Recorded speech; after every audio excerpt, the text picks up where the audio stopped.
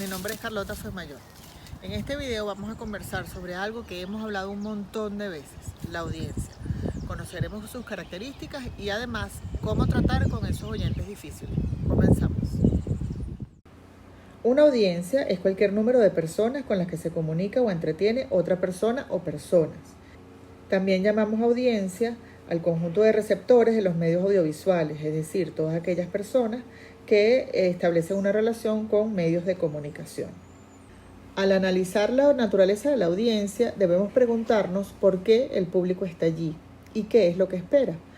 Por supuesto, esta pregunta debemos hacerla antes de escribir el discurso para poder adaptar el contenido, extensión y recursos a la intervención.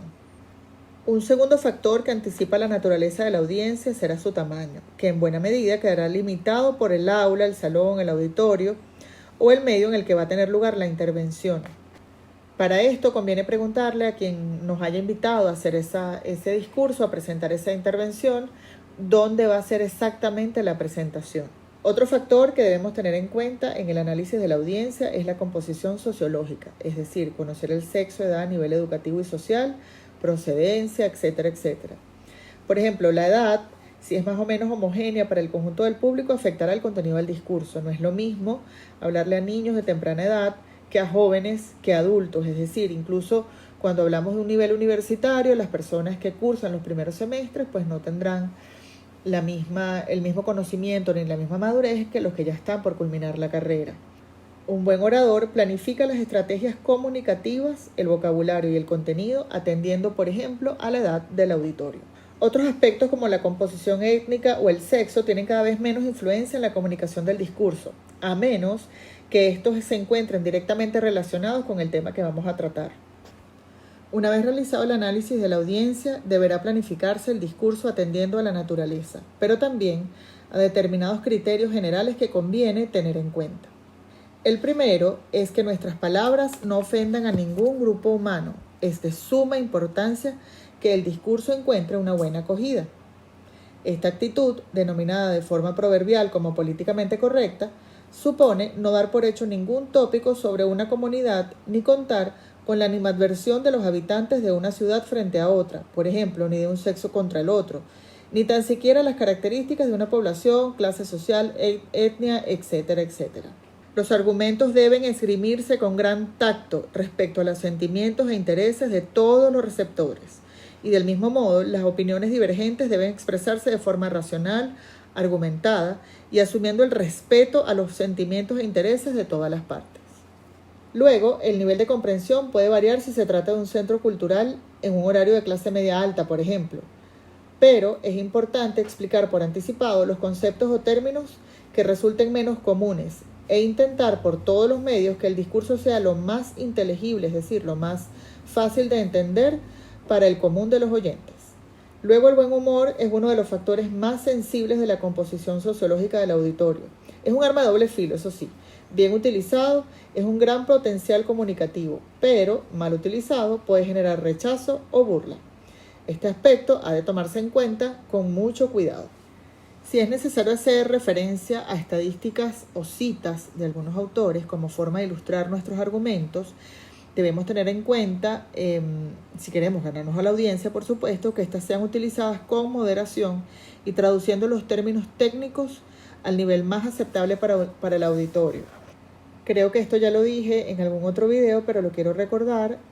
Cuando vamos a hacer una cita de un autor para explicar algún contenido, recuerden que no decimos comillas y cierro comillas. Decimos cita y fin de la cita.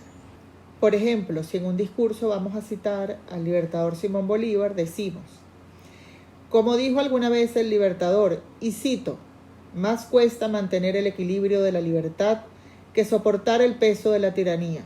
Fin de la cita. La composición de la audiencia también determina el tiempo que dura el discurso. Por ejemplo, no debemos esperar que unos niños puedan quedarse con la mayor atención posible a un discurso muy largo, ni debemos esperar que en un discurso muy largo, así la composición de nuestra audiencia sea de otras edades, pues no necesite un receso para refrescarse y volver a prestar atención. La modalidad con que daremos la opción al auditorio de participar debe ser también el resultado del análisis sobre la naturaleza de la audiencia. Si el tamaño, la edad y el desconocimiento de la materia augura una participación escasa o nula, debe estudiarse otras formas de retroalimentación.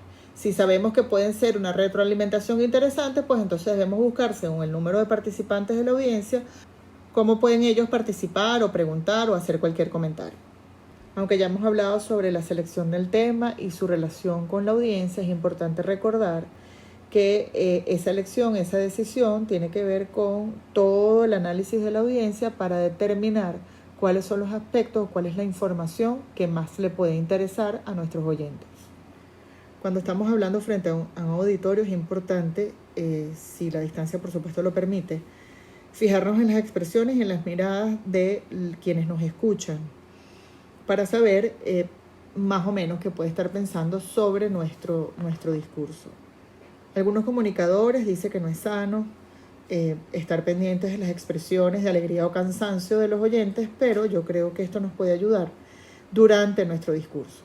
Por ejemplo, si por casualidad vemos que nuestro auditorio se aburre o está disgustado, digamos, no está muy de acuerdo con nuestros argumentos, pues es el momento de hacer, si lo permite por supuesto la distancia, insisto, y el escenario, hacer preguntas retóricas o directas. En otros videos hablamos sobre esto.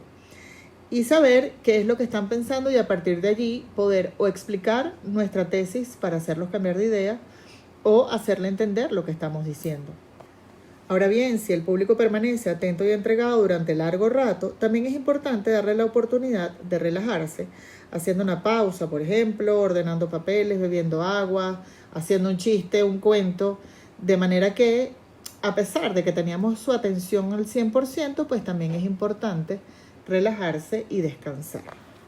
Muchos oradores viven con el miedo del tedio, es decir, que se cansen quienes nos escuchan, con mucha angustia. Eso genera mucha ansiedad, quizás alguno de esos miedos escénicos que tenemos.